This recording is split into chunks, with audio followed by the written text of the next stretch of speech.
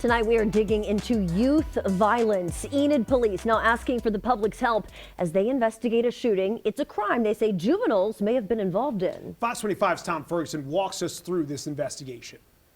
I'm here at Phillips Southern Heights Park, and this is a block where police say that shooting happened on November 23rd. Here's a closer look at what investigators are saying about this incident. Police say the shooting happened around 9:40 at night near East Iowa and Leona Mitchell Boulevard. In addition to the park, the area includes homes nearby and a daycare center right across the street. Enid police say while no one was injured during this incident, they believe this most recent shooting may be linked to previous shootings involving juveniles. If you know anything about the November 23rd shooting, Enid police are asking you to share that information with them. You can message Enid Police on Facebook, call 580-242-7000, or text 847411 and enter keyword EPD tip. Also helpful to have on hand the case number. That's 2024-09182. We have all that information posted on our website. That's okcfox.com. We tried to get more information from police about the investigation, but were unable to set up an interview. Reporting in Enid, Tom Ferguson, Fox 25 News. At least 2 teens facing charges after police say they carjacked someone at gunpoint in the middle of the day. This happened last week near the Omni in downtown Oklahoma City. One of the suspects was arrested after they crashed into a brick fence. Fox 25's Katie Arata explains how police were able to track down several other suspects involved in this case. Just days before Thanksgiving, 2 17-year-old boys committed an armed carjacking at the Omni Hotel in downtown OKC. Officers were notified that there were more than one person had approached the victim, taken their car while using a firearm in the process. Those suspects got in that vehicle, fled the scene. Police say they were able to find the suspects near Southeast 59th and Sunny Lane Road, but they would not pull over. A pursuit was initiated at that time. The suspects fled down Sooner Road. That vehicle ultimately crashed out near 81st Terrace and Sooner Road. Looks like westbound. According to police, the teens crashed the car into a brick fence surrounding a neighborhood. The suspects at that time fled on foot. One suspect was found in the area, taken into custody. Through the investigation, officers learned that the second suspect was picked up by another person. Those 2 suspects fled to an address in another city. All 4 suspects are now facing several charges, including armed robbery and harboring a fugitive. Despite the crime spree, no one was injured. Those situations can escalate very quickly. They could turn into a lot more serious, possibly life-threatening anytime, especially when a firearm is used in the process. Reporting for Fox 25 News, I'm Katie Arata.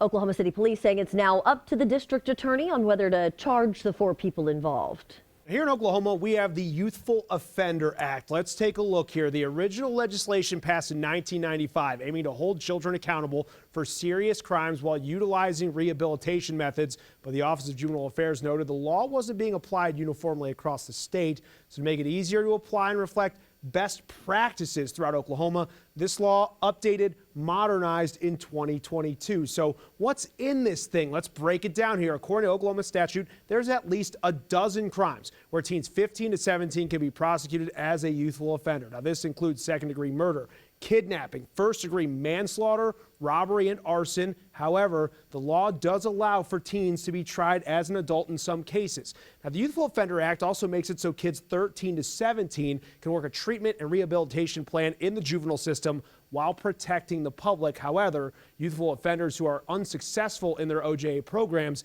can be transferred to the custody or supervision of the Department of Corrections to serve their sentence in the adult system. Now, according to OJA, there's a lot of success with these treatment and rehab options. Take a look at this here. 78% since 2017, on average, youthful offenders, 78% have successfully completed their plans and had their cases dismissed.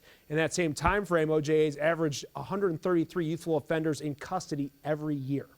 There are multiple risk factors that health experts say could increase the likelihood of a child or teen becoming a perpetrator of youth violence. According to the CDC, the risks fall into three categories: individual, relationship, and community. Individual risk factors include the use of drugs or alcohol, poor behavioral control, high emotional distress, and exposure to violence and conflict. As for the relationship risk factors, we're talking about things like poor academic performance, a child being rejected socially by classmates, and harsh, lax, or inconsistent disciplinary practices. If a child lives in a community where there's unstable housing, a limited number of community activities, or high unemployment rates, these can be considered risk factors as well. The CDC says thousands experience youth violence every day, and these crimes negatively impact communities all across the country. Let's take a look at some of the statistics. The agency says homicide is the third leading cause of death for people ages 10 to 24, and it is the leading cause of death for non-Hispanic, Black, or African American youth. The CDC says emergency departments treat more than 800 people for assault-related injuries every day. These crimes also take a financial toll. Back in 2020, youth homicides and assault-related injuries resulted in an estimated cost of $122 billion annually for medical care and lost work. We've seen over the past few years, youth violence in Oklahoma continued to rise. According to a national violent death reporting system in Oklahoma, has seen a significantly higher than average youth violence rates from 2016 to 2020. The data shows the highest violent death rate was among African American and non-Hispanic children in age groups from 15 to 17 years old, saw the highest violent death rates among children and gender groups. Now, firearms was the leading weapon used across all violent deaths for children of all ages. The Oklahoma Department of Education and Department of Human Services tackling the issue of youth violence by sharing ways that can help prevent these crimes from happening. Parents and guardians advised to participate in family-based programs to help improve family relations, where kids can learn new skills to help them solve problems in nonviolent ways, using social development strategies to teach your children how to handle tough social situations without using violence, and mentoring programs where an adult serves as a positive role model for your kid and helps them with their behavior. The city of Philadelphia taking a different approach on keeping youth violence down in their city. The mayor recently announced they're investing $3 million into youth sports programs and anti-violence initiatives. According to a report, youth violence is down in the city, and city officials there say these programs will offer positive coaches, mentors, and resources to help keep violence down. And last month, Nashville's mayor announced that city's first Office of Youth Safety. This office will be charged with taking a proactive and people-informed approach to youth safety. Staff will use data and research to inform city agencies on youth violence prevention, as well as gather and assess how metro departments can continue to build safer communities for youth. And that was your Big Story Breakdown tonight. You can learn more about youth violence in Oklahoma on OKCFox.com.